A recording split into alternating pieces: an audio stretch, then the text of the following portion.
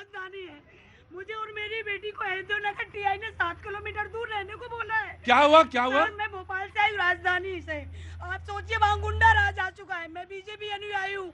ये मेरी बेटी है 7 साल की। हम तीसरी बार राष्ट्रपति शासन में इसलिए आए कि हमें मिला जाए और हमें सुना जाए। अयोध्या नगर के टीआई ने बोला कि अरुण सहलोत जो मिनाल का नहीं, अरे कहा, सुनिए मेरी बात, आप मध्य प्रदेश का मसला बता रही हैं? हाँ। तो मैं यहाँ आ रही हूँ, आप सोचिए। नहीं, मैं गुंडा राज्य है, कानून राज्य नहीं है। मैं पूछ रहा हूँ कहाँ का मसला है बहन? भोपाल, मध्य प्रदेश, मिनाल। हाँ। ये मेरी बेटी 7 साल की, ये सेज इंटरनेशनल में पढ़ती है। लेकिन हम इसलिए रो रहे हैं कि हम 3 दिन से भोपाल में, यहाँ दिल्ली में भटक रहे हैं। हम 3 बार पहले भी आ चुके हैं, पीएमओ ऑफिस में सब जगह गुहार लगा चुके हैं। वहाँ के टीआई ने, एसपी ने, सबने बोल दिया कि आप यहाँ से 7 किलोमीटर दूर रहो। विको, अरुण सहलोत, सुधीर शर्मा, ये लोग इतने बड़े रसूखदार बिल्डर हैं कि हम उनके खिलाफ कोई कार्यवाही नहीं कर पाएंगे। आज भी हम सुबह से इसलिए आए हैं पीएमओ ऑफिस कि हमें सुना जाए। और आज हमारे भगवान ने हमें हेल्प की कि आप मिल गए और हमने अपनी व्यथा जो हम बेटा, नहीं, मैं जानना चाहता हूँ, एक मिनट बेटा, कहाँ से, क्या नाम है तुम्हारा? नहीं, आप रुको, आप क्या नाम है आपका? नेहा। नेहा, किस क्लास में हैं आप? मैं 6th में आई। 6th में। किसके साथ आए हैं? मम्मी। और बस। अब घर में कौन कौन है? पापा नहीं है। पापा नहीं है तो क्या लड़ाई है, क्या लड़ाई झगड़ा हो गया? पहले तो तुम बैग उठाओ, ये मुझे अच्छा नहीं लग रहा बेटा। ये हाथ आओ, नीचे रखो। हाँ, बस क्या दिक्कत क्या है बताओ, बोलो। कोरोना के समय में हम लोग शिवन कांता नाम की कॉलोनी में भोपाल में शिफ्ट हुए थे, क्योंकि मिनाल में हमें मकान नहीं मिल रहा था। हम लोग कोरोना में शिफ्ट हुए थे शिवन कांता नाम की कॉलोनी में। तो वहाँ पे ना कुछ अंकल मेरी मम्मी को परेशान करते थे, तो मम्मी ने उसके खिलाफ रिपोर्ट लिखी। उनका नाम था सुधीर शर्मा, द्वारका गुप्ता और सुनील सेन। उनका साइड रुकिए अरुण सहलोत। उनका साइड में पार्लर था। मम्मी को परेशान करते थे रोज रात को जब मम्मी आती थी। हम लोगों ने पुलिस कंप्लेंट की, पर वो लोग हमारी कुछ मदद नहीं कर रहे हैं। उसके बाद हम लोग दिल्ली आए उनके खिलाफ कंप्लेंट करने। तो तुम लोग भोपाल क्यों नहीं गए मुख्यमंत्री के पास? भोपाल में हमने कलेक्टर ऑफिस के सामने धरना दिया। नहीं, तो आपने सीएम के ऑफिस में नहीं दिया? सर, मेरे को इतना प्रताड़ित कर दिया, बाल पकड़ के मारा गया मिनाल के ऑफिस में। हम कलेक्टर ऑफिस में, सीएम ऑफिस में, हम टावर पे चढ़ने पे मजबूर हुए सर। 8 मार्च को एक औरत टावर पे चढ़ी। क्या नाम है आपका? शोभना सिंह।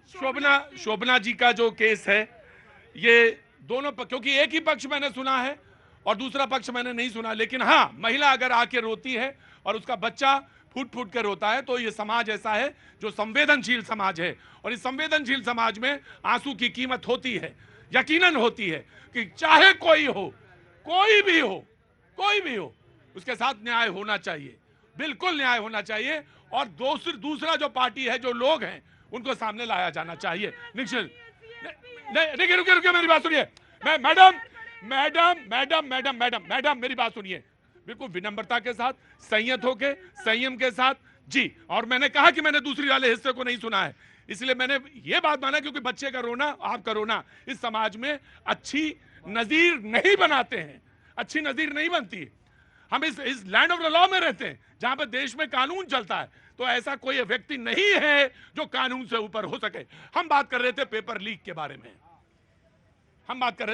बारे में जी। आप बोल रहे थे ना, तो यू का please come forward ji. Ma'am आप जी आप सीएनजी आप कम करा दीजिए ना।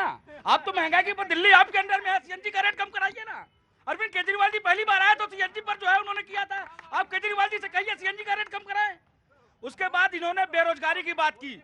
आम आदमी पार्टी को पहले अपने अंदर देखना चाहिए, आईना देखना चाहिए। सिविल डिफेंस वालों को 1 साल से उनको बेरोजगार करके रखा हुआ है, उनको नौकरी नहीं दे रही है, और ये युवाओं के रोजगार की बात कर रहे हैं। देखिए इनका, और पेपर लीक पर कह रहे हैं कि सारे गुजरात के ही क्यों हैं, एक स्टेट को बदनाम कर रहे हैं। राजस्थान में जो पेपर लीक हुआ वो कहां पर, किसने, कहां के थे वो, उन पर बताइए आप।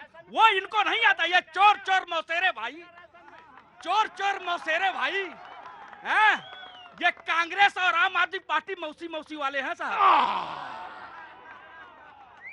कौन मौसी है और कौन मौसा है मुझे नहीं मतलब, लेकिन मुझे ये मतलब है कि न्याय चाहे इधर हो, और अगर एक भी युवा का भविष्य अगर खतरे में पड़ता है तो यकीन मानिए किसी को नींद नहीं आनी चाहिए। ये न्याय का स्तर होना चाहिए, चाहे ये हो चाहे मैडम प्लीज मैम देखिए, मैं कोई कमेंट नहीं कर रहा आप पे, मैं कोई कमेंट नहीं कर रहा मैं, लेकिन please keep quiet.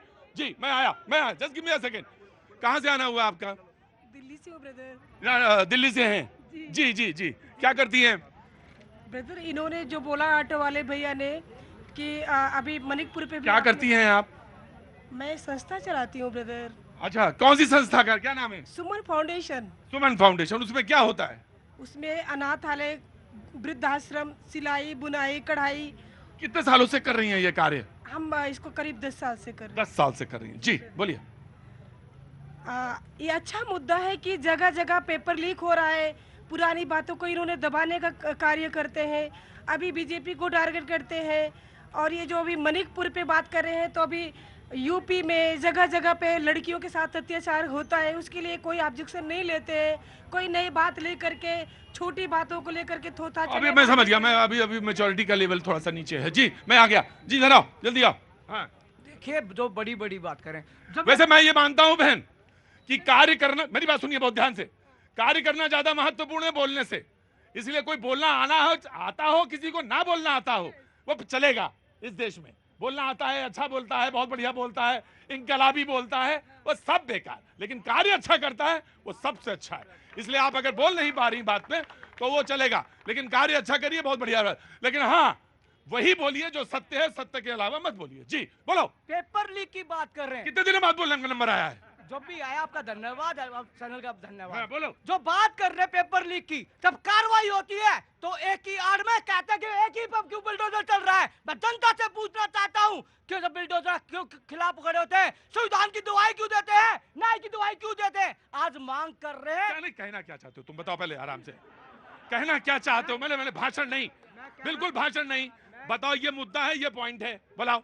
Paper leak के मामले में जो कभी भी ये जनता सरकार का साथ दे और जो कार्रवाई हो रही है, जो दोषी है उसके खिलाफ को षड्यंत्र न रचे और उनके ऊपर जो कानून बन रहा है उसके उस पर होना चाहिए। ठीक ठीक, मैं समझ लिया।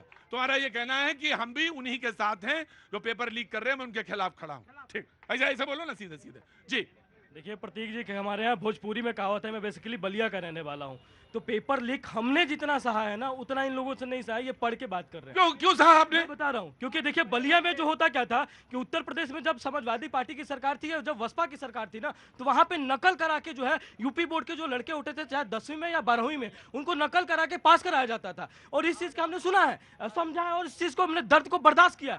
दूसरी चीज मैं बता देना चाहता हूँ, ये देखिए एक कहावत है। तो सब एक बात आपसे भी पलट के पूछनी चाहिए मुझे कि जब आपकी सरकार बनी तो सबसे पहले तो इसी पे काम होना चाहिए था। इसी पे काम हमने किया। हमारे योगी जी ने सबसे पहले नकल माफियाओं को बंद किया। और उत्तर प्रदेश में जो है आज जो है, उत्तर प्रदेश के बलिया में, चाहे उत्तर प्रदेश किसी पूर्वांचल में चले जाइए आप, वहाँ पे जो है जो भी हाई बोर्ड हाई स्कूल है या जो इंटरमीडिएट के पेपर में जो चीटिंग कराया जाता था उसको बंद किया गया। उत्तर प्रदेश में 40 से ज्यादा पेपर लीक हो गए। गुजरात